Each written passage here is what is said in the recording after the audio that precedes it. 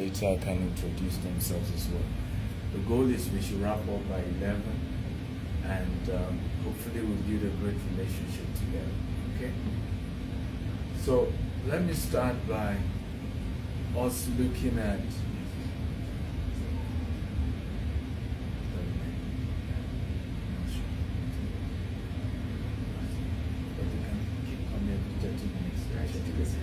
if they have like sweets, or they can bring more sweets.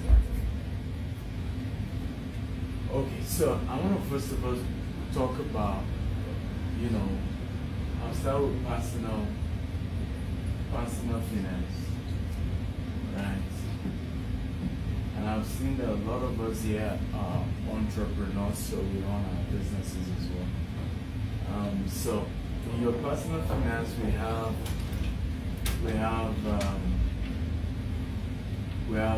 employees, right?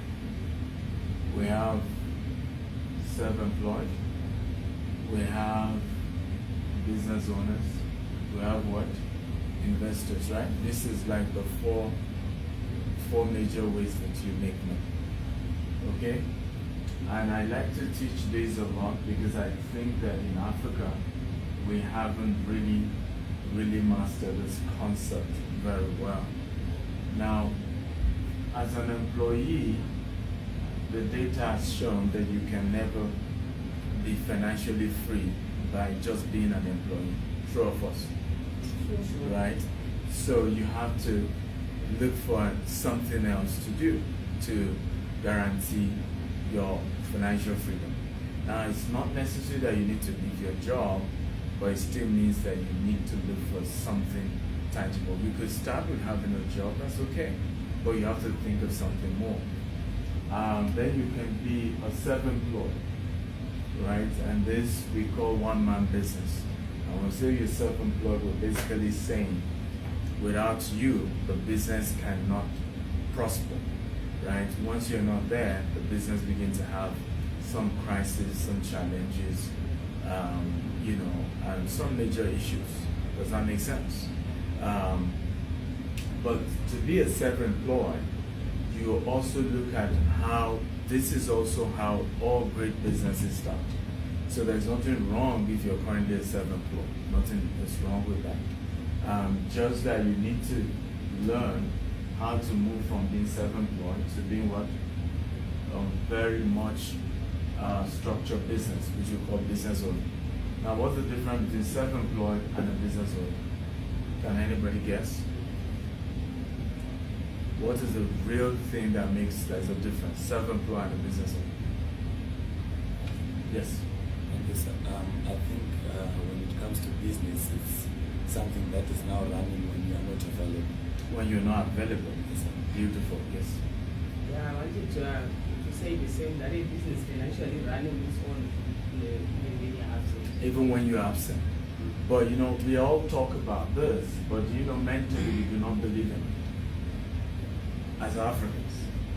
So for example, when a business starts like this, let's say I start a business and people know Stephen Akintayo started, let's say, an hotel business, right? And one day you came into the hotel, and then the hotel grew to a point is now a franchise. Let's say it's Grand Hyatt, something like this. And then you enter the hotel, and the hotel you have some crisis, but everybody knew I founded the hotel. And then there's a major challenge. Some people don't even mind calling and say, can you imagine Stephen Akintayo's hotel? He's running into trouble and he's messing me up. And then can start attacking Stephen Akintayo rather than focus on the hotel has a name that is not Stephen Akintayo, right? Rather than figure out how I'm going to deal with my issues with my hotel, I'm just going to be calling the founder's name, even when the system now is not a well-structured system. Now I'm talking about this because this is the reason why African businesses remain small. There are just very few people who have overcome moving from here to here. Maybe your Dangote, Stripe, right? I heard this from here, right? Yes. Okay. Maybe so a few people like that will have moved from just being self-employed to what business owners and have endured the attack that kept coming even after it's a much structured business, but people still want to attach everything that goes on in the business with them. Does this make sense at all?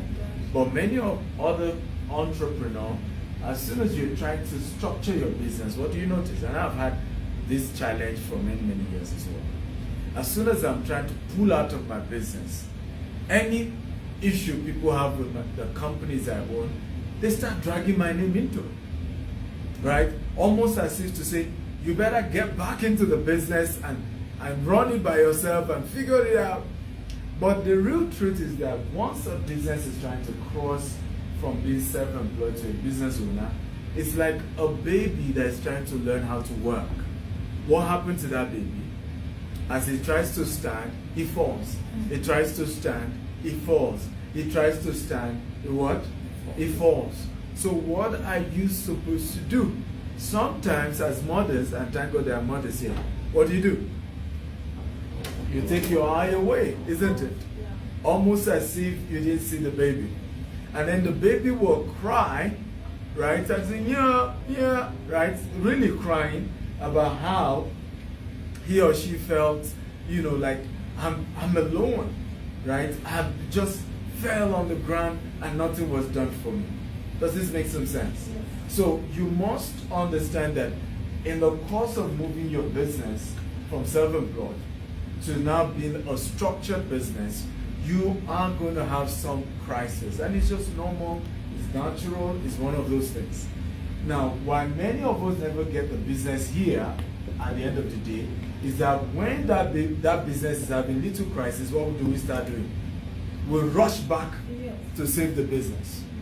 Okay? And what ultimately happens is that the business remains small almost for life. And we don't end up building great businesses. Does this make some sense? Okay? So I want to encourage some of you who are at the point of exiting your business and making it well structured where it can run without you. Don't rush to come save the business each time it runs into issue. You can use third parties, you can throw in consultants, you can set up a board, you can change the board, you can review the management, but don't keep going back to saving your business. I know it's tempting, but you have to keep running away from that. Now the fourth one is investment, isn't it? Okay? And this I like the most because from day one, this too, by the way, is the only way you can be financially free. A business that runs without you, right? It doesn't matter whether you founded it or not, but it's a business that the only thing that bothers you is your profit at the end of the day, right? I recently exited our business, run it for 18 years. Now we have a new chairman, and I'm starting a new business, which is a private equity and venture capital firm. One of the toughest things for me anyway, because as I was about exiting, there are always going to be problems as usual, right? But this time around I said, I don't care, right? I'm out. Because what I also noticed is that you will never be financially free in your own business until you're out. You will never. Because it's when you are out, we can share dividend. We can share profit. True of us. When you're still in the business, even when it makes profit, what do we all do? Put it back. Then you keep putting it back. Then you keep putting it back. Right? And so people see you have this so-called big business, but even you don't even have freedom. That's why some of the successful entrepreneurs that I've seen, like even Ken Sharp here, have had to sell 2, 3, 4 businesses before the current one they are running. I don't know if you understand what I'm saying. And when you interview people like them, you realize that the current one they're running is just still like a baby. Keep gulping money. Keep gulping money. So the only reason they are financially free is those other ones they've sold. Is those other ones that keeps bringing residual income. into this current one they are still pushing like a baby. Are we learning at all? So if there's one principle I want you to write down today, is stop being emotional about what? Entrepreneurship. Stop being what? Emotional about what? Entrepreneurship. Because one of the major issues we all have when it comes to entrepreneurship is that we get a bit emotional. I have to save the business. I have to save the business. And trust me, as long as a business exists, it's either you're entering into a crisis or you're coming out of a crisis. That's how business works. So the number 4 one, which is what I advise every entrepreneur to keep doing even while you are either here or you're trying to get here, is called investment. And even if you're an employee, you must be thinking of this. And that's why even for me, I finally say, you know what, I'm done with running businesses. I'm starting a private equity and venture capital. I'm going to be putting my money into other businesses. Let the founder go through the headache and every year give me something. Okay? Because the true financial freedom is in passive income. So there are 2 ways you make money. We call it AI and PI. Who can guess what is AI? Not the AI technology. But what's AI here? Anyone? Just guess. No right or wrong answers. I love interactive class. Yes. I think PI is a private investor. Private investor. You try. What's AI? AI stands for active income. These are the 2 major ways we make money. And PI stands for passive income. Okay? So can we have an example of active income? Just give me an example. How many examples of active income? Anybody? Example of an active income. Again, no right or wrong answers in my class. Active income, example.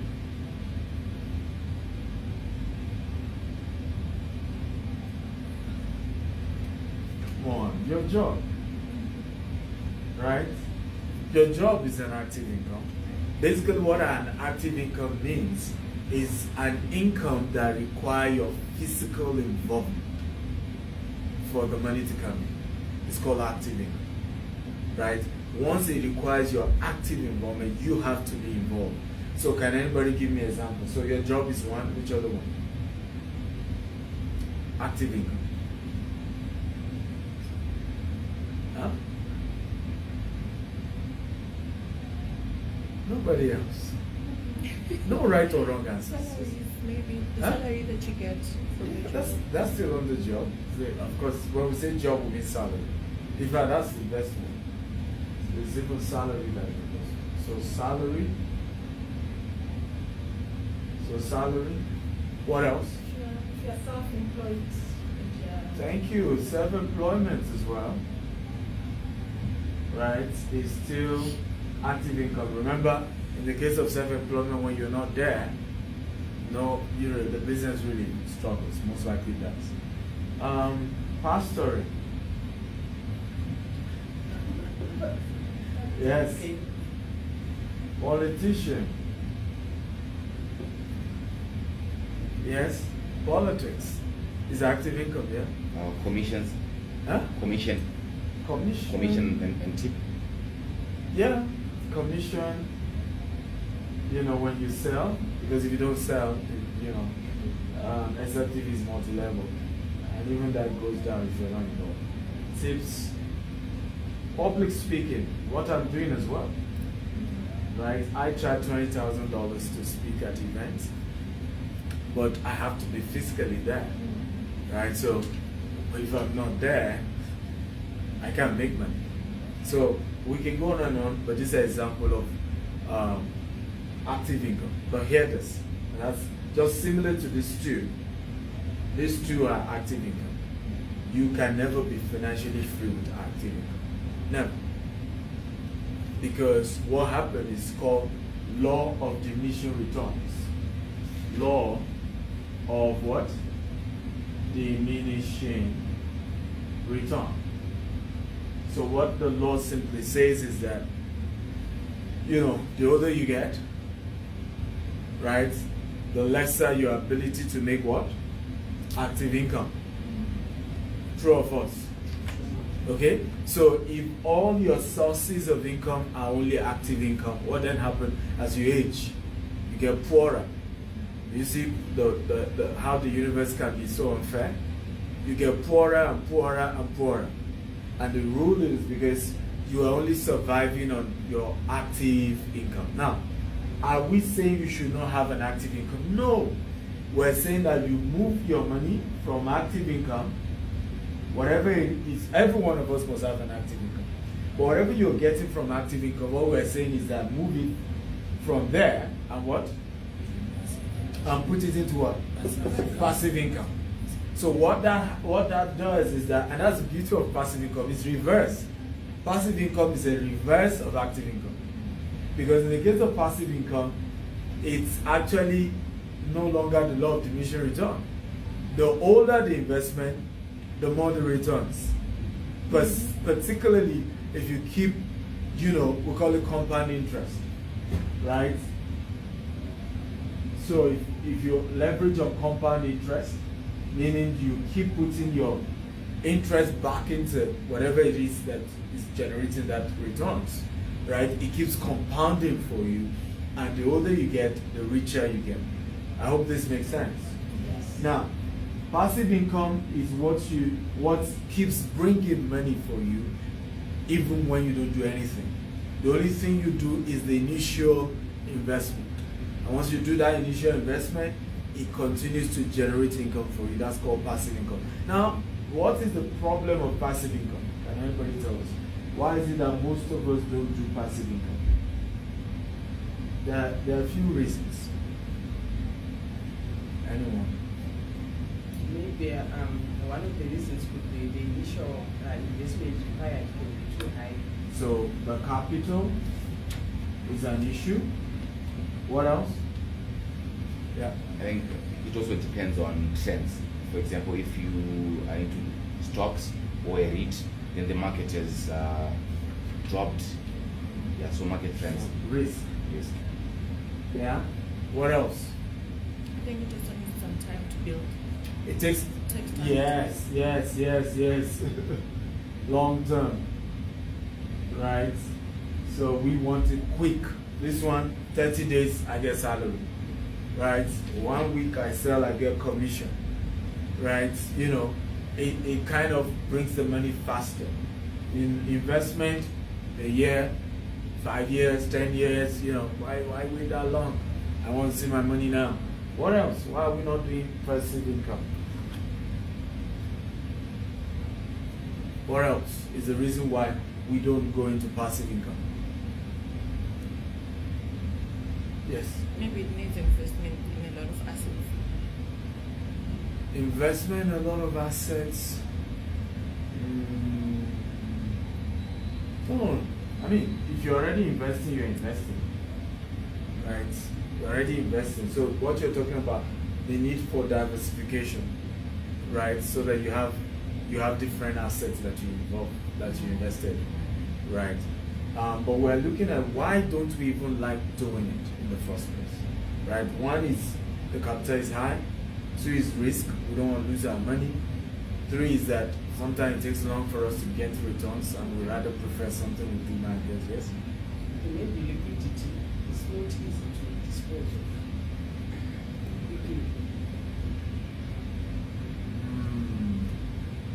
Okay. Particularly in real estate. Yes. Right. Okay. The fact that liquidation is non-instant, but there are other ones that can be easily liquidated. But that's true. That's sometimes a concern. I'm thinking of a geopolitical tension in Ethiopia. Yeah, that's still on the risk, right? And what I always say on the risk is that it is risky not taking a risk. Right?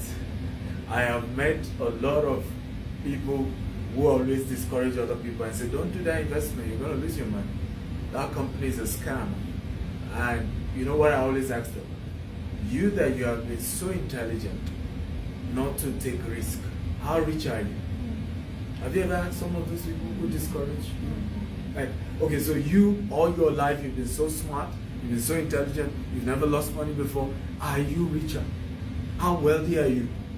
So I came up, one of my quotes says that it takes being intelligent to be poor. Poor people are some of the most intelligent people. And I kid you not. How many of you have met rich people and just realized that there's nothing really special about them? Have you noticed? Like, you just feel like, he's not like this. These guys are, you know. But you know what's special about them? They are bloody risk takers. They will take risk. I'm like, right? And then what are the rest of us doing? Watching. We're watching. We're like, okay, am I sure? Am I, you know, we need to be careful. The geopolitical issue, the this. I'm going to give all manner of reasons why we should not take that investment. I used to think I'm crazy because I'm a risk taker. Even my wife believed that this guy, I can go negotiate a deal of $2 billion and I don't even have $10 million in my pocket. And I believe I can raise it. And in many cases, I've been able to raise those money. Right? But you know, it's always like, who does this? You just like taking risk. And trust me, I've also had my hands burnt. I've lost a lot of money in many deals as well. But I told Ken Sharp yesterday, I said I found my twin brother, right? I feel normal with the guy. For the first time in my life, I've seen somebody that I feel normal with. Because when I see the risk he's taking, I don't know that you understand what I'm saying. I'm like, okay, I think I'm normal. Okay, I think I'm very, very normal. Right, Mall of Zimbabwe, he's working with his partner, myself, Minister of Finance, and himself. Went to Pretoria, met some retailers who were trying to convince to come, you know, have some stores in Mall of Zimbabwe, and that's $100 million deal, and just believing and putting his neck into such a deal. And each time he's talking, he's just talking about Zimbabwe and the greater Zimbabwe. Zimbabwe is rising, you know. I'm like, wow. I think I need to have some faith in Nigeria. You know, I honestly, I'm going back to Nigeria, and I promise you, my patriotism is rising. Okay, because he just so believes in the country as though there's no politics, like there's no risk whatsoever. Yeah. So all this investment that's going on, as though no government can come and take it from him. Like, but just taking the risk. So my encouragement is this: anytime you see somebody discouraging you from taking risk, can you just ask them, you that you have not taken risk, are you richer? Just ask them that honest question. Like, to be honest, I thank you for telling me not to take the risk, but are you richer all this while that you refuse to take risk? I think you should ask them. Because there's a word called analysis that leads to what? Paralysis, AP. And when you meet a lot of poor people and you're asking them, why haven't you invested? Why haven't you done stuff? What will they tell you? What if I lose money? What if it doesn't work? Now, those of us who have made money, we've lost money. I say this to people. I said, we are millionaires because we've lost millions. We are billionaires because we've lost billions. Right? You are a thousandaire because you've lost thousands. Right? And I know those people are not in this room. You are a zeronaire because you've lost nothing. Zero. Right? Yeah. So, go meet any wealthy person in the world. I kid you not. Their wealth is almost directly proportional to their willingness to take risk. You do your research anywhere in the world, and I'm being honest with you, that's what you're going to see. So, come into investment with the mindset that I'll lose some, I will win some. I can de-risk or reduce my risk, but I cannot totally eliminate risk. One of the ways I can de-risk is doing my research about the individuals I'm investing with, doing some research, but there's no guarantee. There's just no guarantee. But you must still know that it is risky not to what? Not to take risk. Does that make sense? Are we sure? Okay. So, the question now is the ratio. How do you rationalize your active income? How much of your active income should go into passive income? Because one of my books is called The Billionaire Habits. You can go to Amazon and get it. Billionaire Habits, right? BH. It's on Amazon. It's one of my most sold books. By the way, I've written over 40 books. For those of you who don't know me, I'm a serial entrepreneur. Started my business with just $10 18 years ago. And today we're in 4 continents of the world. We're in Nigeria, we're in Dubai, Doha, the US. We're currently doing a $200 million expansion in the US. We're in the UK as well. And we keep pushing as a company, right? But it's important to know that my journey didn't start this smooth. It's been full of rocks. It's been full of faith, and I'm a man of faith, by the way. I pastored for 16 years. So it's been a journey of faith. It's been a journey of just taking risk.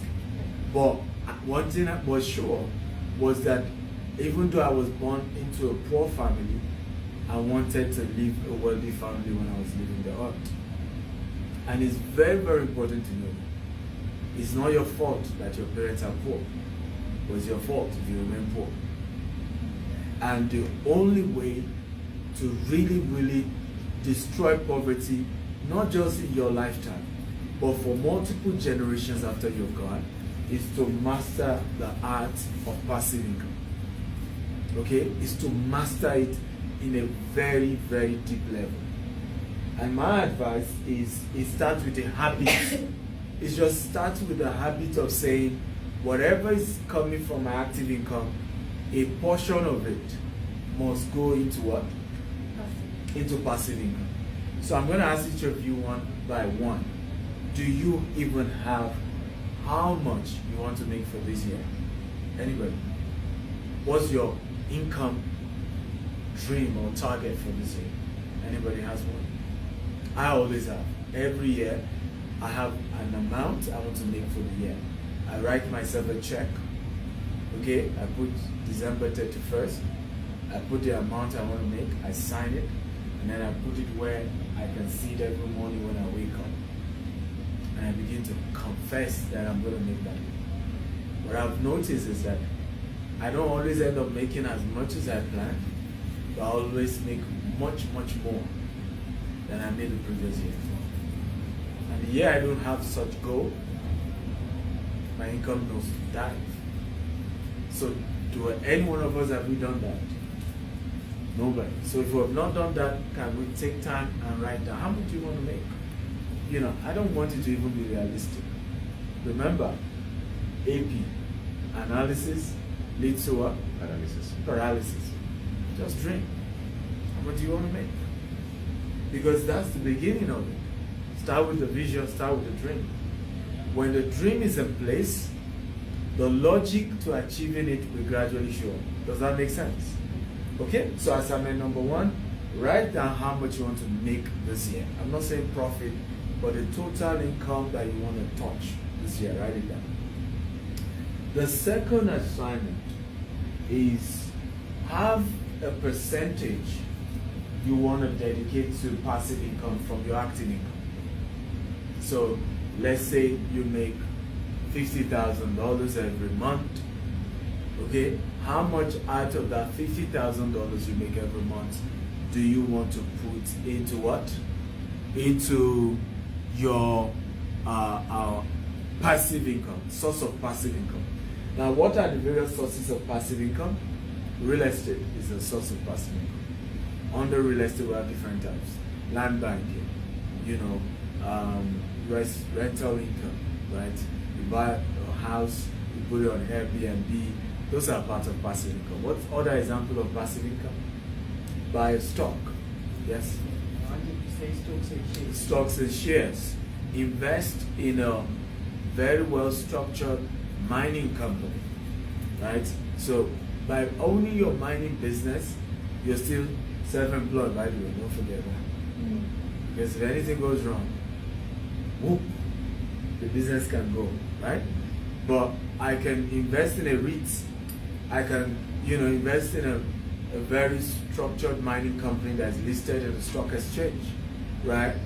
I can also become a venture capital, angel investor, right? An angel investor means you're investing in the idea. Venture capital means the business is started but it's still small, and then you're investing as well for some equity. You can become a private equity where you buy a company, right? Somebody owns a company, you buy totally from them, change the management, and somebody still owns it. You're still not the one running it, and you demand that the management gives you return at the end of the year. Okay, so these are examples of what? Sources of what? Passive income. Another source of passive income is invest in minerals. You can just buy gold and keep it. You can buy diamond and keep it, hoping that the price goes up. You buy Bitcoin and keep it, hoping that the price goes up, right? So these are all different sources of what? Passive income. You can also get a PE and a VC company like the new one I'm setting up, and I'm inviting all of you to be part of that vision, where you come to us and say, hey, I have Dr. Stephen, I have $5 million. I'm looking for a good company to invest in. And then we give you options. And we just only charge 2% to 3% management fees. But you invest, everything's in your name. And when we then make sure, because we're also going to keep mentoring those companies you're investing. When those companies then make money, we still charge about 20 to 30% of the profit, for helping you to follow through to making sure that company does well, right? And you keep the rest to yourself. So you can do that as well, because sometimes just blindly investing in companies without having like a management firm, like a private equity or venture capital firm that you're working with, that understand how to pick companies, how to know the right companies that are going to do well, right? Imagine Amazon, right, when it started. Do you see what I'm saying now? Imagine you invested in that. Imagine you worked with a venture capital firm and they help you to buy 5 million worth of Amazon, right? Imagine one of the stocks I'm going to be investing in right now is the Aliko Dangote refinery, right? They're going to the capital market. I am going to definitely invest in that. That one I'm putting all my money. In fact, if I have to, put in all my savings, I'm doing that. Because, that's a refinery, right? They sell the petrol in dollars, and he's agreed to give returns in dollars. I remember one of my mentors, Dr. Cosmos and friend, shared with me when MTN came to Nigeria, and he was to buy their shares. He first wrote $10 million in the share form. He canceled it and put $5 million. And guess what happened the first 1 year? Return on investment, $750,000. It was like he gambled. Unbelievable. Have you ever seen something like that? You put in $5. Now he's regretting not putting the $10 million. I wish I put in $10 million because I would have gotten a lot more. Right? Because that would have been $1.5 million in the first year alone. first year.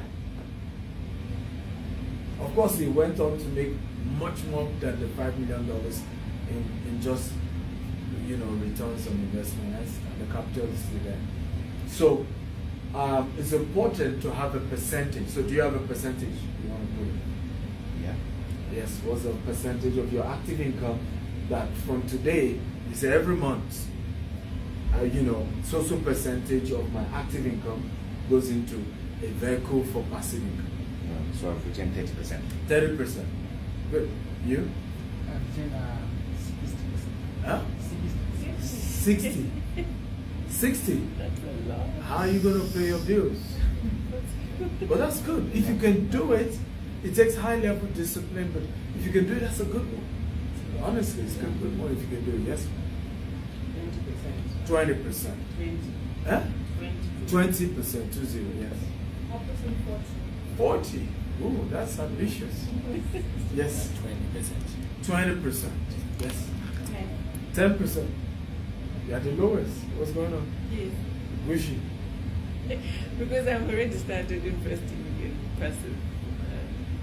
It doesn't matter.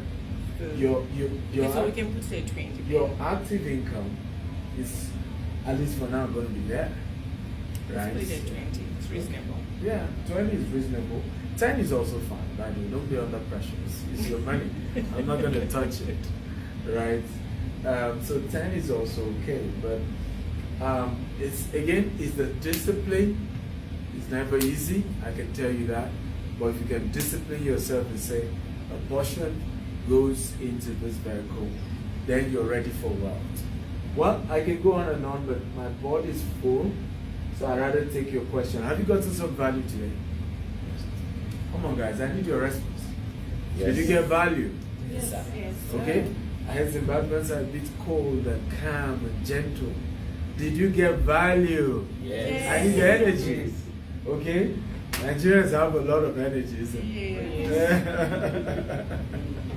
Okay, so I'm going to take questions from you guys and then try to say how to answer your questions. So, questions? Yes. Are you sure you're for this meeting? And you're coming an hour late. What's the time? All right, so the time is 10 o'clock on the dot. 10 o'clock. 1 hour late. Welcome, but you've missed a lot. Yes. All right. So my question is, you've traveled across Africa.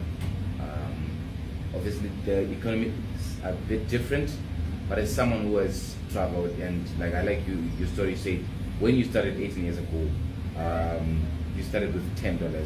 So the first question is, currently, right now, if you were to invest in something today, what's the value of that $10, and what would you invest in?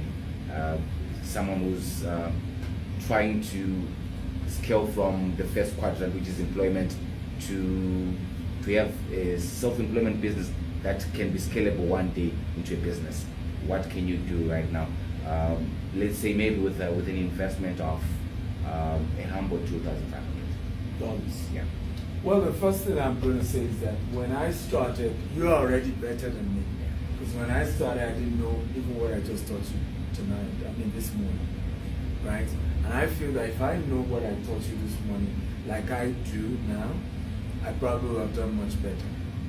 Right? So I didn't know. I just became a self-employed. So with the $10, I started what we call a bulk SMS company, where we were helping, let's say, like this conference, and we don't have anti-spam law.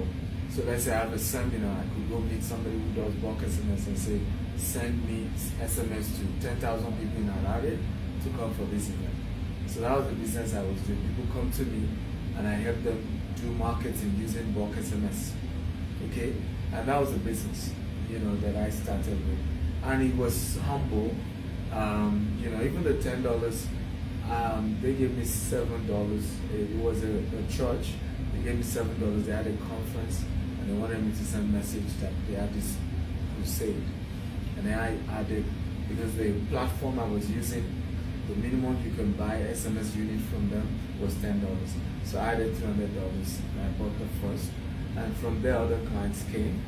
From there, I started doing website. I convinced other people to also do the business and that I was going to do the website for them. So they started buying under me. I was making very little sense, from them, and they too were selling. And so before I knew it, I had built over 5,000 websites. Right? I then diversified into digital marketing, how to help people use social media. That's also why today I have over 2 million followers across all social media platforms. Because in Nigeria, we're one of the pioneers of digital marketing, using the internet to grow businesses, and we're consulting for different companies. And so that helped me to also grow my personal brands as well, and to help my own visibility. But 2015, I then diversified to real estate. And that became, because real estate is capital intensive. So that became what really got a lot of people to then know more about me. And 2020, we also started our international expansion and so on and so forth. So that's my journey. Your journey definitely has to be different, because I'm not even sure the business I started with, whether the opportunity exists right now or not. But if I have $2,500 today and I have a job, my focus will be to look for an investment vehicle first, right? My focus won't be to start a business. The only reason why I would start a business is if I can see a business I can start that won't take me away from my job. There are certain businesses that is even complementary. For example, starting a brokerage firm, growing to a point where I start a brokerage firm. So instead of just me alone selling for my company, I want to employ maybe 50 people and we all sell, and I get more costs. So now I have 50 people selling the same thing one person used to sell, and I scale. Do you see? Or any other business where it doesn't take so much of your time, so that, because I also don't believe in cheating your employer and using your employer's time to be doing your side hustle. I don't think it's fair.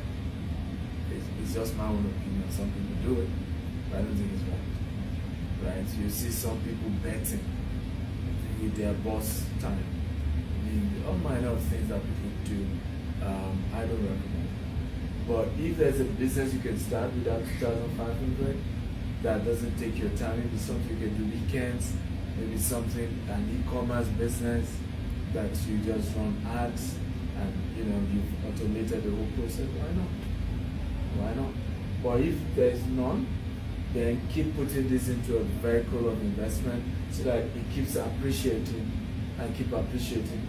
After you've grown into maybe $100,000, at that point you can say, I want to fire my boss, then maybe I want to start my own business, right? Because what that then does is that you have some savings on the ground, and you still have liquidity to grow the business till it eventually gets here. Make sense? Yes. Beautiful. Excellent. Yes. Thank you. I'm grateful for this opportunity to talk. So I have this question. A year ago, I listened to this podcast of one of the ABS professors. Yeah, actually taught something along the lines that the wealthy guys, if they give, they tend to get bigger 1.5x more from what they actually gave to charity. So my question to you now is about for a guy who wants to go into business from a humble beginning. What's your percentage? You see, it's proper, it's appropriate for you to actually move high. If following my question, but it's pertaining to giving and the case study I saw from the Harvard Business School. Well, it's important to always know that as beautiful as it is to always listen to Harvard, Yale, Stanford, you must domesticate whatever you're learning from them. In America, any giving you do, any donation you do is tax deductible.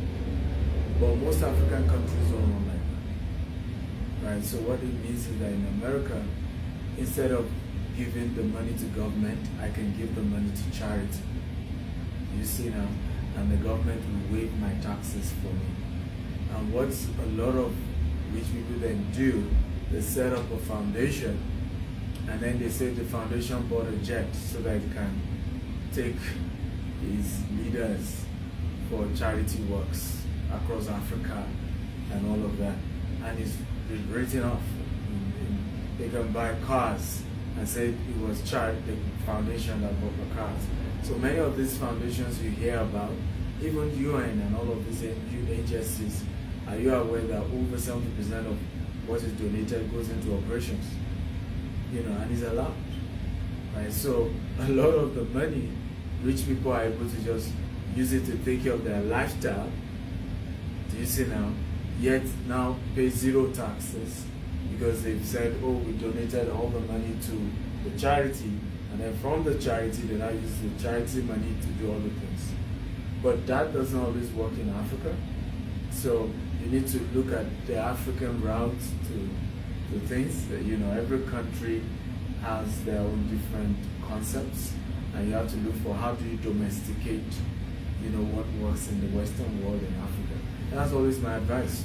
We Africans have to find our own solutions, our own strategies that is unique to Africa, that works for Africa, that is in line with our own African challenges. I hope that makes sense. Beautiful. Next question. Any more questions? You talked about not cheating your employer. Yes. I worked for a company that is, you work like a heartbeat. Yes. You are there 24/7. Mm-hmm. And I wanted to venture into self-employment. Yes.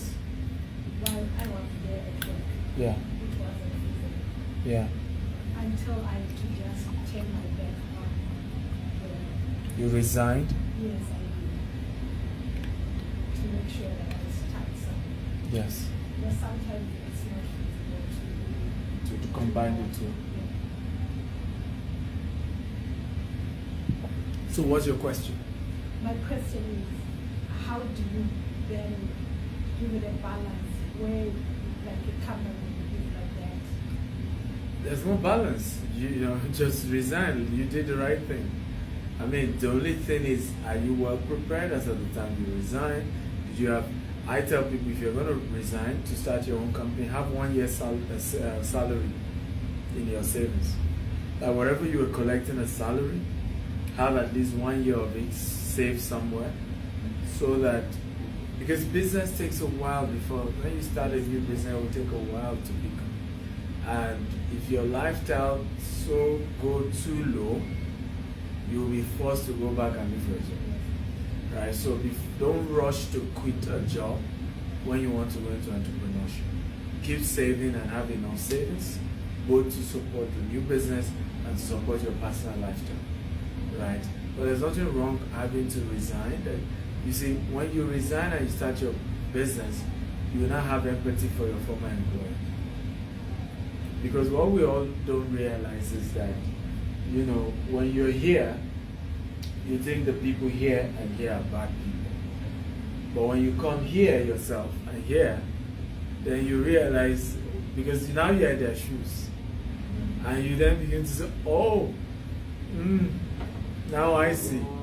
In fact, in many cases, what I've seen is how people have regretted, okay, what they've had to do, right? Because they then realize that, wow, in fact, I've had people went to go and beg their former employer and just say, I'm sorry, I didn't know this was what you were going through. Because we just come and we just wanted our salaries no matter what. We didn't even know how you were getting the money. We didn't know the sleepless nights. We didn't know the headache.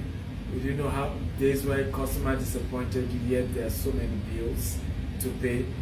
I've had to ask my children to stay at home because I wanted to pay salary. Right? I mean, imagine going through all of that, and yet the employee looks at you and says you're a wicked boss. I mean, you feel like crying because only you know what you had to do to keep that company going, right? And so it's when, for us who are entrepreneurs, we're always excited. We quit the job, come join us, and you will respect us better, right? Because by the time you're in our shoes, you know what we're going through. Yes. Okay, I've got two questions. The first one is on deal clinching. On, Deal clinching, like, or conclusion of a deal. okay. We've attended so many workshops, so many networking workshops and interactions, but at the end of the day, how do you manage to get a deal out of all these meetings and all these interactions? All this, Yeah, like interactions and meetings. At the end of the day, how do you clinch a deal? Then my second question is, from your series of businesses, are there any opportunities of collaboration, partnership, investment between your companies and us, with growing companies? okay.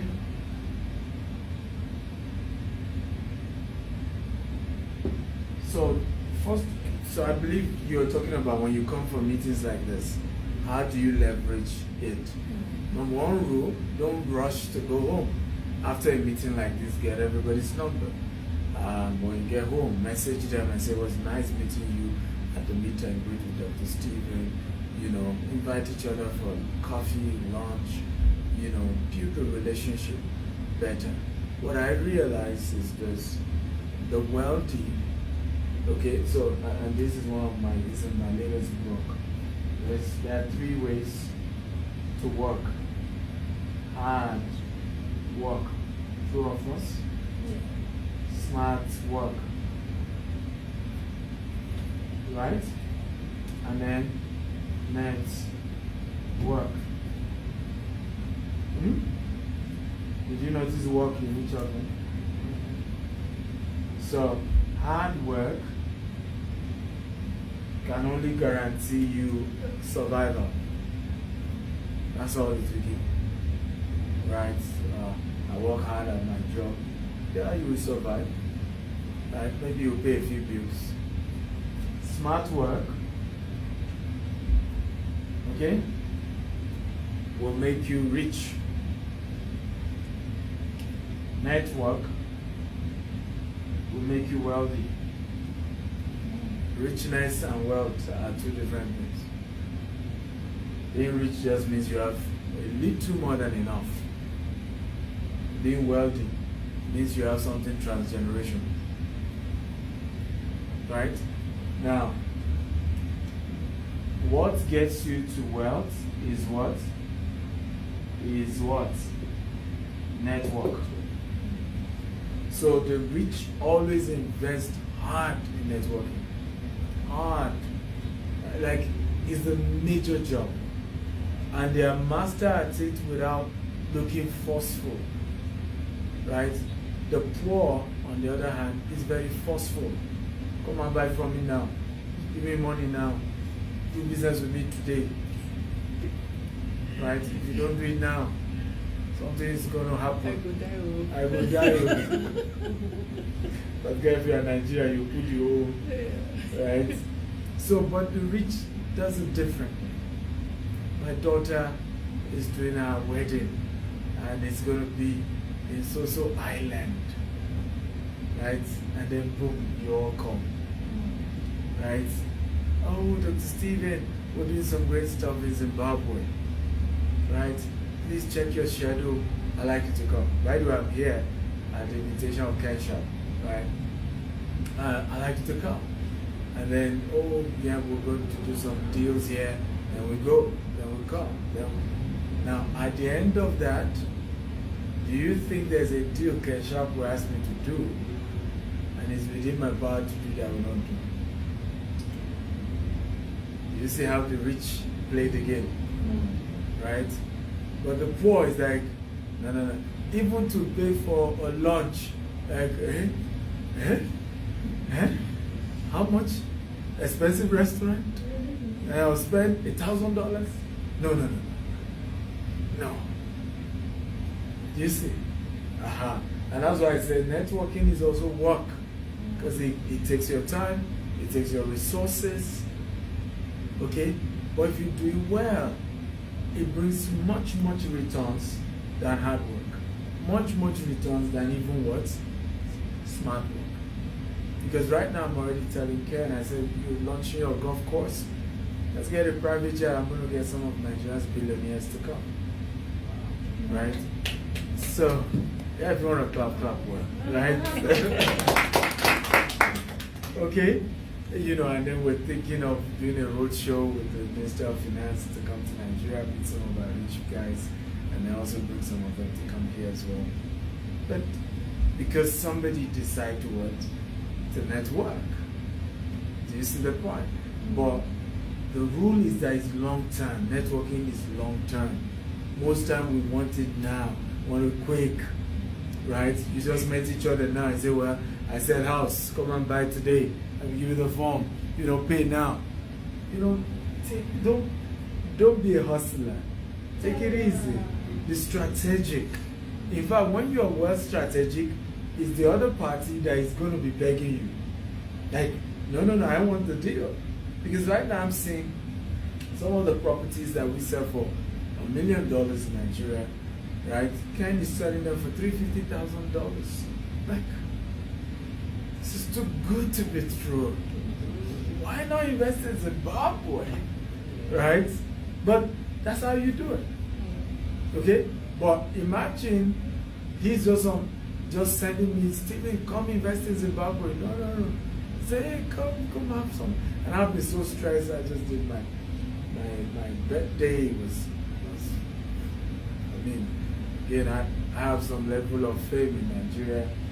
So he was everywhere, right? I need to rest, and now I'm not even resting because Ken is dragging me everywhere in meetings here and there. But I wanted to, okay, let me just come. Hopefully I will have some vacation in Zimbabwe. But I'm really impressed with what he's doing. But that's how you do it. So today, get everybody's number, right? Look, and while and get to know them. If you notice when we started this meeting, I asked everybody to introduce themselves. And then somebody just mentioned their name. I said, no, I don't just want your name. What do you do? You know, because what happened then is my mind is beginning to think of areas of what? Potential collaboration. Right? So don't just meet people and just say, my name is Smith. Like, no, tell us your story. Tell us your background. Tell us some of the good things you've done. Tell us some of the challenges you've encountered. Some of the crises you've overcome. I want to know you. Right, so I was having dinner with Ken and his family yesterday, and he was saying and this is another thing about rich people. Rich people genuinely care about their fellow wealthy people. No, they don't care about the poor. To be honest, I always say this: rich people want to help poor people, and you should never forget that. Your job, if you become rich, is to help poor people. And that's it's a duty. That's even why God will give you money. But your job is not to come to the same level with a poor person. Until they rise to your level, mentor. And when I say poor, it's about the mind. It's not about cash. It's about the mind. Because if you come to the same level with a poor person, they will drag you to their level. Right? The little wealth you have, you will lose everything. So help as much as you can. Right? But rich people genuinely care about their, I don't know, like you will see genuine care. So, I mean, he was saying, what's your opinion about the tour? And I was telling him, I said, what excites me the most is the people. You know, the people working for you are good people. And they're passionate about the work, and they're just amazing people. And trust me, you can only build empire with good people. Your empire can't go farther than the quality of people that you have.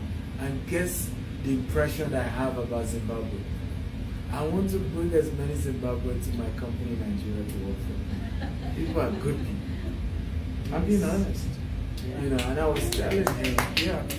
You wanted collaboration. You know, and I was telling him, I said, an average Nigerian works for you to become your competitor. We are aggressive. Nigerians are aggressive. Yes.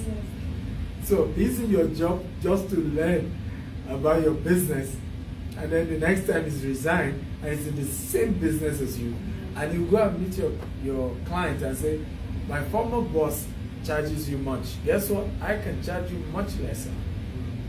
I can take your, yes. You know, so I told Ken, I said, no. I need to bring some Zimbabweans into my business. And I was told that Dangote said that two countries he picks, he loves to work for him, Indians and Zimbabweans.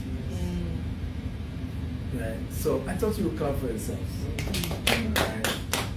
Right. So it's important to know that be genuinely interested when you're networking. Genuinely interested. Genuinely see, even if you can't patronize the person, can I recommend somebody? Can I, you know, it's the secret of rich people. That's how they do it. So before they demand anything from you, they help you first. They want to do something.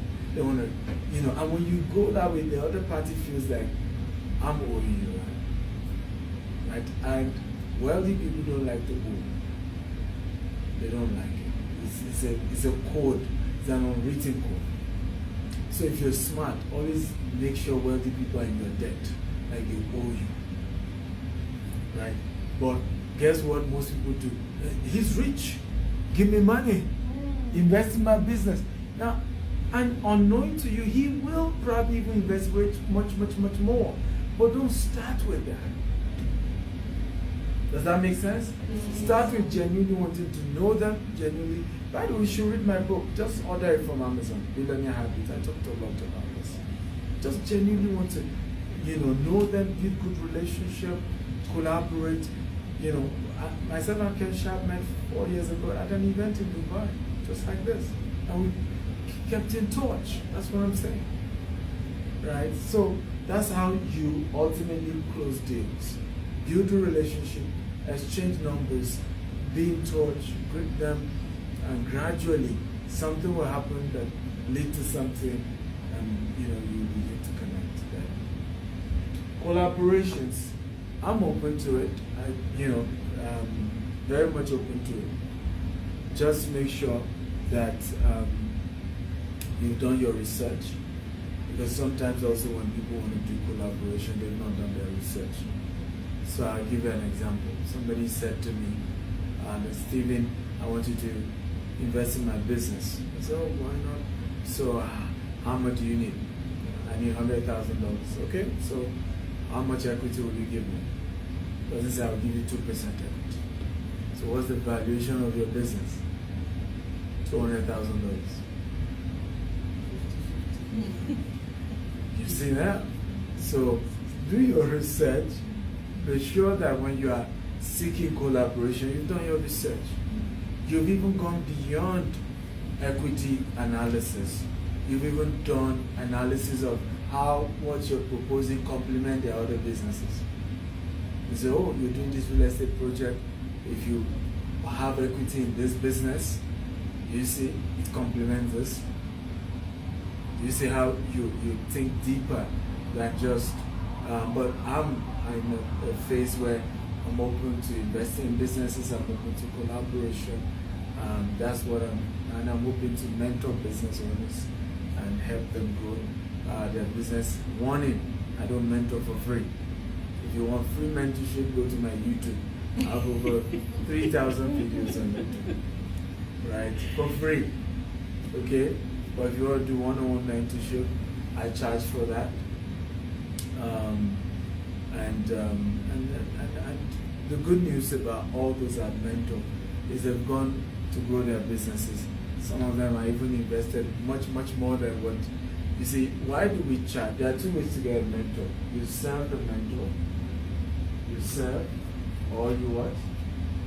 Or you pay. Those are the two options. You serve, or you what? You pay. Now, why do we charge? We use it to sieve, right? To be honest, it's not everybody that needs to be in your life. Okay, this meeting, you can see how intimate it is. It's intentionally so. Okay, it's intentionally so. If I want to give back, yes, but I don't want to be too stressed. 10 people, you know, I'm streaming it. Anybody else who want to watch it, they go watch it online, right? So, I mean, the phase of my life, I want it small, compact, you know. I'm not for everybody with due respect, you know, okay? But I'm willing to help as many people as I can, but not to the detriment of my own comfort as well. Does that make sense? So receive. When you have 2 million plus followers, you have to receive. It's not everybody, else you're gonna die before your time. And you have to manage your energy. You have to manage your energy is not unlimited. It's limited. And it's the best way you manage your energy determines ultimately how far you go. It makes sense? Okay? But you are my extension. I pour into you, you pour into the rest of Zimbabwe, right? So that's for me how I like it. But I charge, that way I reduce how many people, and that way the impact is good, the effect is good. One of my mentees, when I met him, his business was doing about, if I put it in dollars, his business was doing about $20,000 every month. Okay, 3 years ago. Now he does over $1 million every month from 20,000. Yeah, right. He had employees. His employees were about 20. Today's employees are over 450 employees in 3 years of mentoring. Right. So mentorship can be very intense. It's not easy as well, right? Because you really are vested in that business. You really want that business to grow. You hold it like it's your baby as well, like it's your business as well. Make sense? Yes. Any more questions? Let's take one more. Okay, we'll take yours. Sure. Then we allow you latecomers to introduce yourself. We shouldn't have, but we'll allow you to introduce yourself. Should I introduce myself now? Yes, introduce yourself, your name, what you do, and then you can ask your question. Sure. My name is Dr. Rutendo Mzamiri, and I'm the CEO of Sharp Business Academy. Mr. Sharp has been raving about you all week, so I'm really excited that I got to be And here. I've heard a lot about you, that you're transforming this whole ecosystem of entrepreneurs. Good work. Thank you so much. So you were talking about collaboration, mentorship, networking, and this is the language that we're always preaching at Sharp Business Academy, and would really love an opportunity to even engage you further. We love that you've already put a disclaimer that I charge. So, so we would really love to have even further conversations with you on how we can actually help our entrepreneurs here in Zimbabwe. These are amazing, hardworking young people, but we also have executives and a lot of government officials that are enrolling in our executive programs. So listening to you is making me realize why I needed to be here and why we need to continue engaging with you on your wisdom and your experience. And But you didn't hear much of what I thought. I was online. Oh, yes, okay. I was driving and I was online. So I'm really, really excited that you got to share part of what has made you successful. And when you look at how we've been doing business, let's say the younger people in Zimbabwe, what do you think we could do better in terms of actually being not aggressive, but being Oh, you need to be aggressive. well, okay, Nothing wrong. aggressive Nothing without- wrong with being aggressive. Okay. Nothing. Okay. In entrepreneurship, Uh-huh. you have to be aggressive. Okay. You have to. There's nothing wrong with it. What we're saying you shouldn't be aggressive about is, don't sell like a hustler. Mm. Like, if you don't buy today, I'm gonna die, please patronize me. That's what we're saying. Right. But in terms of driving your business, you really have to. I mean, Ken Sharp is hard. Yes. So what's your take on stewardship entrepreneurship? Because I've been leaning more towards that. I believe I'm an entrepreneur, but I don't believe that I have to start my own business to be a business person. So I've been pushing this so passionately. You mentioned that Mr. Sharp has amazing people that work for him, and for me, what drives me is stewardship entrepreneurship. I don't need to be the founder of SBA, but I need to run SBA like it's my business, like it's my baby. You see why I want more Zimbabweans to work for me? Well, you're right. It's called, another word for it is entrepreneurship. And basically, it's a concept we need to push more in Africa. Because we have been lied to that the only way you can be an entrepreneur is that you are the owner of the business, and that's not true. At some point, people have to hand over the business to somebody else. So I, for example, just handed over one of our companies, everything. I'm not even the chairman, I'm not the group CEO anymore, I'm starting something new. So I'm expecting the people running it to take it to the next level. So there's nothing wrong with that. It's a good thing to do. Every great idea starts with one man, but it takes other people to take it to the next level. Are you aware that the gospel of Jesus Christ did not grow beyond, in terms of disciples,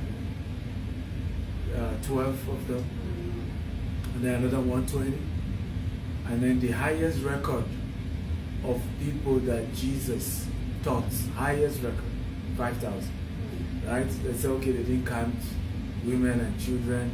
Let's exaggerate it to 100,000, which I doubt, because there wasn't megaphone, there wasn't loudspeakers, so how would could they have heard? Right? So there was a limit to the number he could talk to at a time. But let's even give it 100,000. In his entire existence, our Lord Jesus Christ. But Paul the Apostle alone, before he died, how many did Paul expand that gospel to? Today, Christians all over the world are over 3 billion. You see what I'm saying now? And so, for every vision, it starts with one person, but it takes other people to take the baton. And record has shown that those people even end up doing better than the founder. Look at Apple. Tim Cook didn't found Apple, but he's taking it better, right? Look at even Amazon. Jeff Bezos has handed over, but Amazon started becoming profitable after Jeff Bezos handed over. So data has shown that founders of businesses are not necessarily good at continuing the business. Some of us are good at starting it, hand it over to some people to run with it, and we move on to something else. So it's a good thing.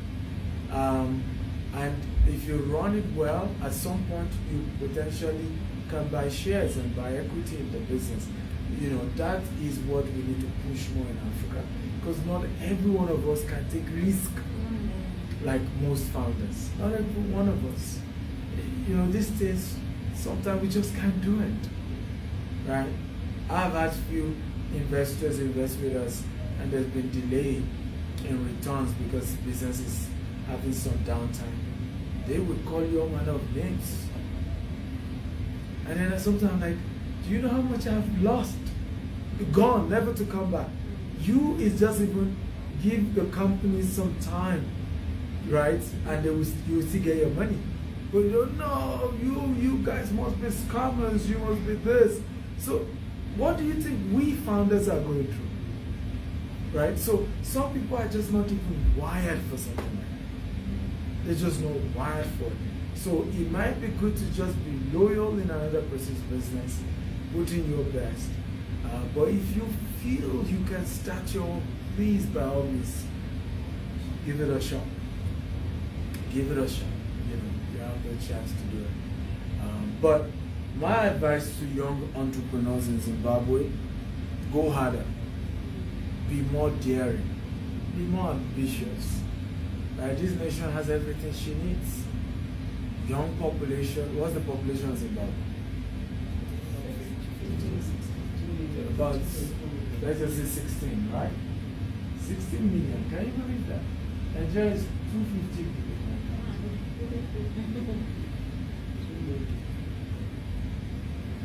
And the size is probably almost the size of Nigeria.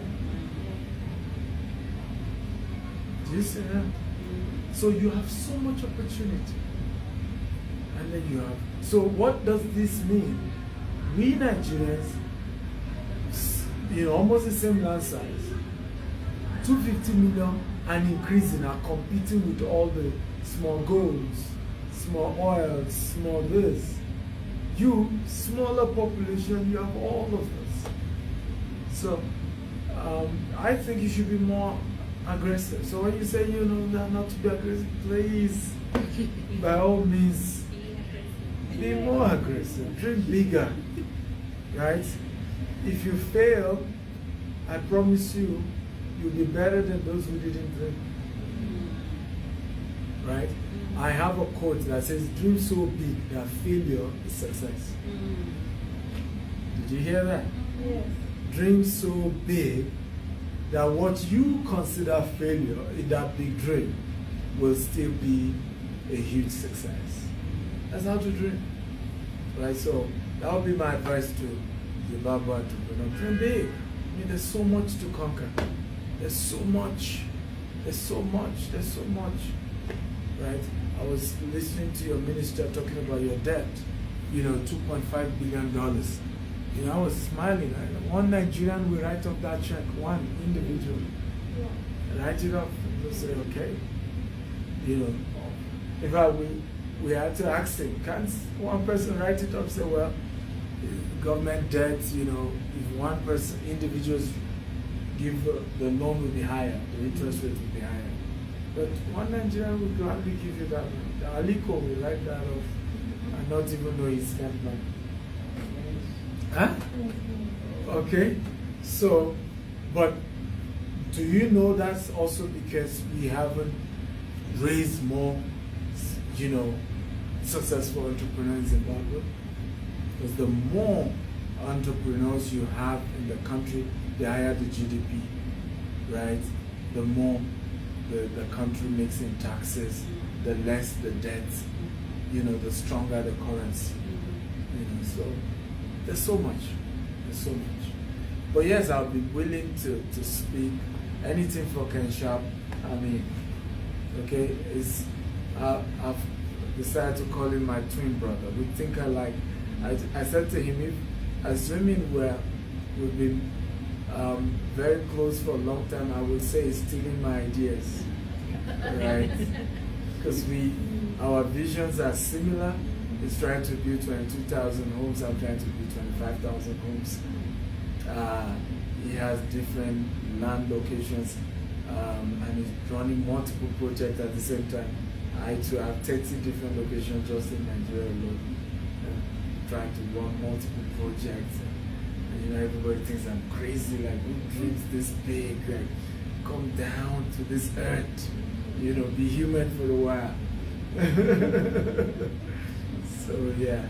Thank you. So I'll be glad to speak to you. Sure. And don't bother about the money. Once it's Ken Sharp, don't worry. Thank you. Okay? Yes, thank you. Yes. Okay, let's have you introduce yourself. We'll start with you, and then you. I think those are the two people. All right, thank you so much, Doc. So I don't even know where to start. Your name, what you do, and all that. Okay, so my name is Ambassador Dr. Tatenda Matirongo.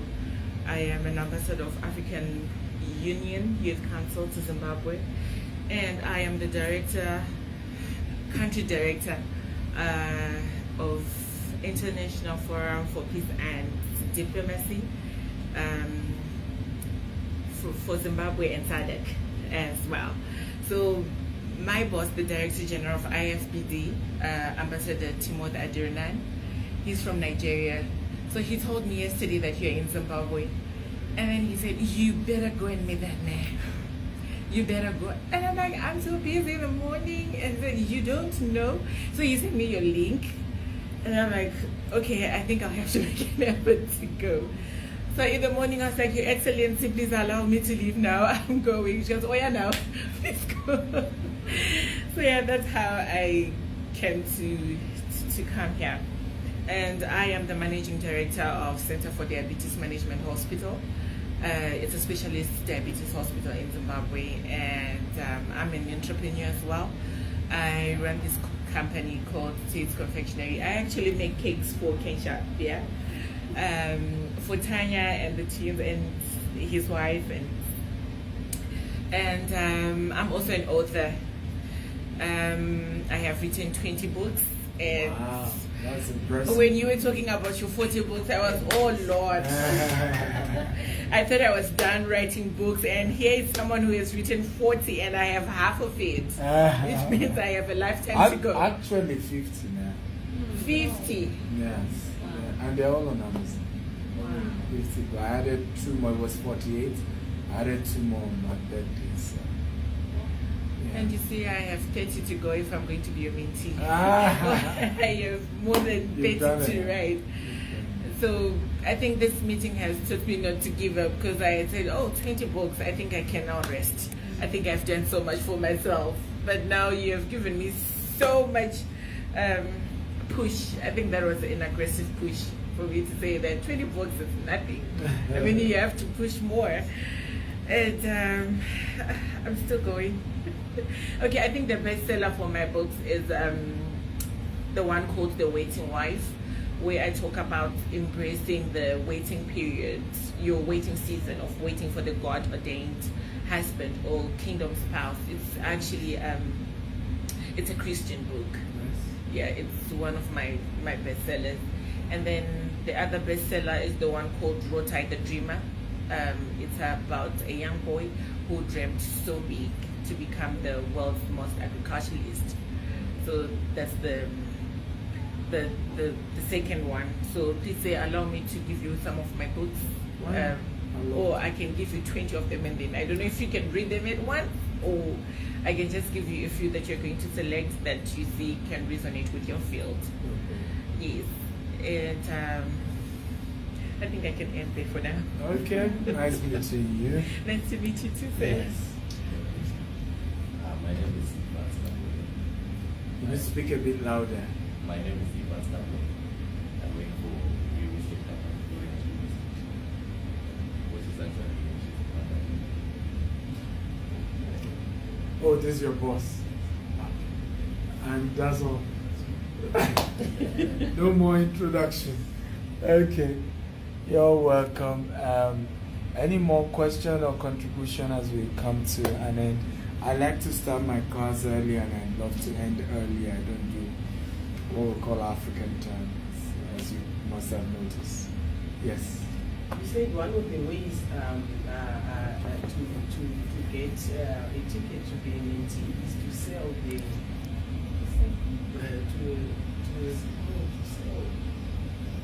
To serve. to Not serve, serve. to serve the mentor. Yes. I wanted to know how. How? Basically, so again, I'm generalizing this, so it's not necessarily about me. Some of my mentors, I paid them. Some I served, right, to get into their lives. But I can only share some of the strategies I used. First of all, I look at my area of strength and their own area that hasn't been developed, or maybe they've been paying somebody, the person hasn't done it well.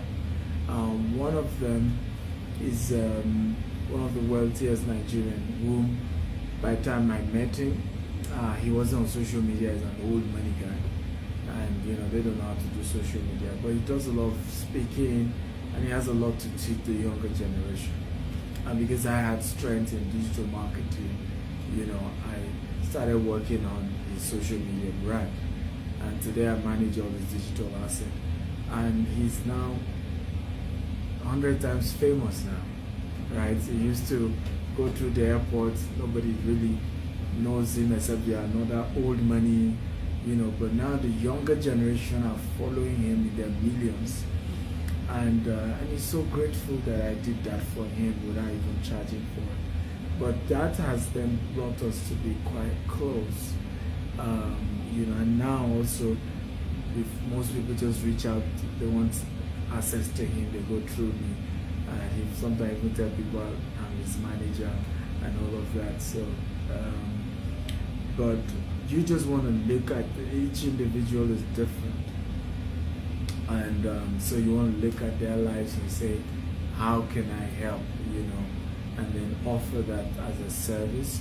But it has to be something you're competent at, it has to be something you're skillful at, it has to also be something that you're willing to be loyal, because the service part is more dangerous than the paying part. The paying part, you pay, you know, you get your sessions, the person mentors you. The serving part means you will get to know a lot about them, their strengths, their weaknesses, their opportunities, their threats. And if you're not mature, you know, you begin to think, oh, I thought he was a saint. You know, I thought he was perfect. I thought she was this, right? And you need to know that nobody's perfect except God. No mortal man is perfect except God. And in fact, some of what we claim to be imperfection sometimes is their area of strength, right? It just look as if they are not perfect to you in your own eye, but sometimes even what makes them strong, what makes them tick, right? Those things you're saying. But you have to be mature to serve anybody. You have to be very, very mature, because if you're not mature, you just begin to see. Somebody says that if you are privileged to lift up the hand of your mentor, don't smell their armpit. Right? Let me say that again. If you are privileged to lift the hand of your mentor, don't what? Don't smell their armpit. Right? Because you will be tempted to do so. Because you remember, you're the one lifting their hands up. So you get to hear stories, you get to hear stuff, you get to, even their enemies will come to you and tell you, why are you dealing with this guy? Right? Why are you dealing with this woman? You know, this is what we heard about them. And you know, every great man or woman, okay, has something in common. Who can guess what they have in common? People gossip about them. Right? Every great man or woman, what they have in common is that what? People gossip about them. And you probably will hear more bad things about them than you hear good. It's only when you get closer, you now begin to wonder, like, but they said this person was a monster. You know, why am I not seeing what they said, right? They said this person was this. They said, oh, don't work for him, he's this, or don't work for her, she's that, right? So if you're not mature, you get into those relationships with a bias, you know, mindset. And when their enemies also know you have access to them, they want to pollute you just to get to them. So people are careful, and that's why don't be angry if you meet someone who you want to mentor you and say, I want you to serve, and they say no. Don't be angry. I mean, you need to prove that you are trustworthy, right? Do you know how many of that my mentor, if I was, and that's also why they also don't want people who are poor to serve them in some capacity, because it can be dangerous to them. So imagine I'm a poor person and I'm handling the asset of a multi-billionaire in dollars, and somebody say, oh Stephen, I'm going to give you $100,000, right? Release this on his social media platform. You know, I can destroy that same man by handling his page. Right? So the only reason he was comfortable with me managing his brand is because I myself am very, very wealthy. So he knows that nobody can just come and bribe me to get at him. Does that make some sense? So don't be angry when you see, oh, but Dr. Steven says I can serve a mentor or pay a mentor. But I went to this mentor, I said I was willing to serve, and he said no. Yes, he will say no, because he doesn't know you. He's not sure he can trust you, right? So it's okay that sometimes the relationship will need to be built, the trust will need to be built. It takes a while. I've met some of you now. Yes, we've spoken, but don't assume I already trust you, and then now suddenly, oh, let's do things like, hey, we're just meeting, right? So sometimes you want to watch people, right? Am I making sense at all? When I met Ken Sharp 4 years ago, he invited me to Zimbabwe. So why am I coming 4 years after? Right? I mean, you take time. It takes a while to study each other. It's okay. I think this person is consistent. I think this person. I think I've seen a few things, and I think this person is also at my level. Okay, mentally, you know, and so many other things. I think maybe I can trust this person with my brand. Okay, for example, one of you could say, Dr. Steven, I want to be your representative in Zimbabwe. Now, it seems you like Zimbabwe, it seems you want to do something in Zimbabwe. The answer is yes, I need a representative in Zimbabwe. But it just can't be just anybody. I learned something many years ago, that never partner with people who don't have something to lose if things go bad. So I once partnered with somebody in Dubai, and he messed me up big time. And this is somebody that had brought in over $10 million worth of deal for, and he just messed me up. And when my lawyer was talking to his lawyer after he created a mess for me, you know what his lawyer said to my lawyer? His lawyer said to my lawyer, said, it's your client that has something to lose. Nobody knows my own client. So, yeah, he literally held me at ransom. So I learned from that experience that don't do business with people who don't have something to lose. Do business with people who also have their own reputation to protect. Does that make sense? Don't do business where it's only you that have a reputation to protect. Right? Does that make sense? Good. So, and it's not discrimination, because sometimes people say, oh, all these rich people, they discriminate, they look down on poor people. That's not the game. The game is just, I need to protect me. I have more to lose. So I only want to deal with somebody that I'm sure also have something to protect. I want to deal with somebody that will not mess things up. Does that make some sense? I want to deal with somebody that has some dignity. Right? I want to deal with somebody that if something goes bad, all of us can go our separate way. No drama. Nobody's, creating a mess for the other party. Okay, we do not agree. We wish everybody well. God bless you. We move on. How about that for a deal? Okay? Must we create drama? Okay? So, that's what I'm, even to choose customers now, even if you tell me, oh, Dr. Steven, I want to do business with you, I'm saying, well, do you have $10 million? They'd be like, why must I start with $10 million? Yeah, because there are some customers that want to use it to brag. Oh, I did business with Stephen Akintayo. Right? Only for you to say how much transaction. Right? It's less than $1 million. But he wants to brag.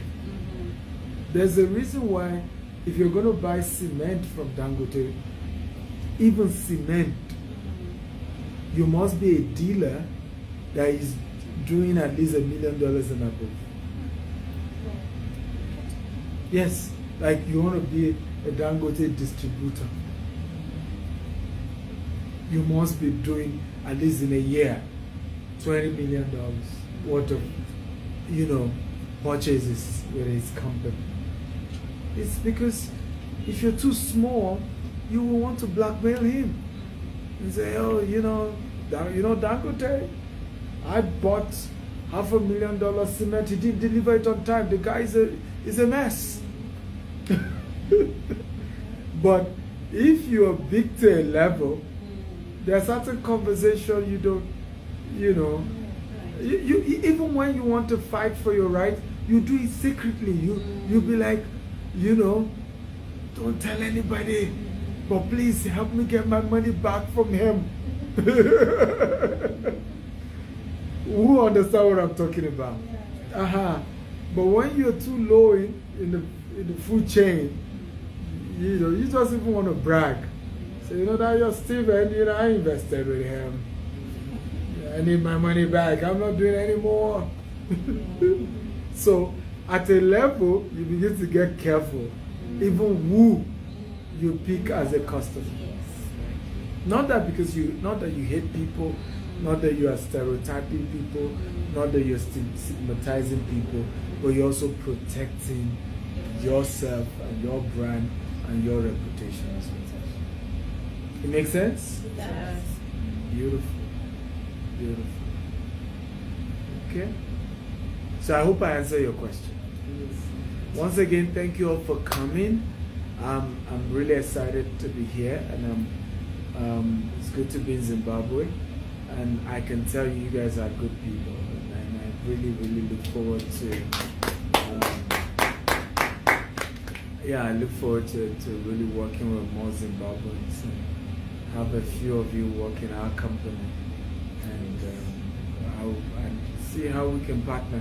I'm open to a lot of partnership and collaboration. I'm just saying, don't take it personal if there's a lot of checks and a lot of double checking. don't think like what's wrong with him. I'm the big person in my own right.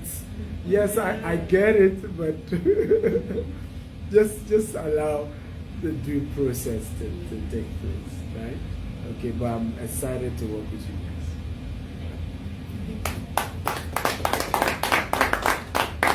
Thank you. So we're gonna take pictures, and then we're done for the day. Okay? If there's nothing else, there's one more thing. Maybe on behalf of the group. Okay. Let me also take this opportunity to express our appreciation. Some of us, we don't even know how we ended up being here. This is a very great opportunity, and we've learned a lot, and we look forward to more collaborations. So we really appreciate your time. Just listening to how you are here, maybe there was really no need for you to meet us, but you find it upon yourself to create this moment to meet with us. So we are really grateful. Thank you so much. You're welcome. You're welcome. You're welcome. Okay, we have some of you who joined online. Hope you got some value. We had more people online than here, and that's how I love to do it. Just a few people in the room, and then we can have more people watch online. But I hope you got value. We love you. Bye-bye.